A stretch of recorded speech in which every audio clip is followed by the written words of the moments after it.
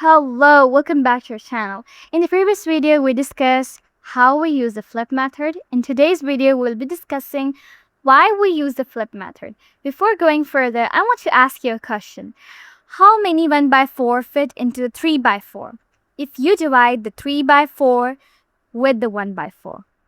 It sounds tricky, but it's not. Let me tell you the answer. We have the 3 group of 1 by 4 that fits into the 3 by 4. As you can see in the diagram, in which 1 by 4, one piece, 1 by 4, another piece, and 1 by 4, third piece. It's equals to 3 by 4. Okay, dividing by a fraction and multiplying by its reciprocal. 3/4 divided by 1/4 equals to 3, whereas you can also multiply 3 by 4 with the 4, you get the same answer. So 1 by whole contains 4 quarters.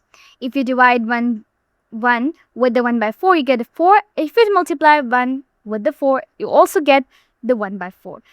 But the flip turns the fraction into the reciprocal. This turning is the reciprocal. If let's take an example of the 2/3 divided by 4/5. 2/3, you have to keep the 2/3, change the division sign into multiplication sign, and then you have to flip the second fraction, which is 4 by 5, and after multiplying you will get the answer. The flip method works everywhere and it's mathematically true. Dividing by fraction means multiplying by its reciprocal. The reciprocal flips the fraction upside down. That's why we use the keep, change, flip method, and it is mathematically correct. Let's review the key points.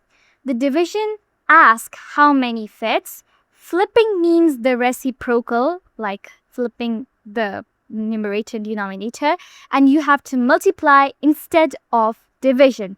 That's how this method works. I hope you like this video, and if you want another math tricks, you can subscribe our channel and also like our video.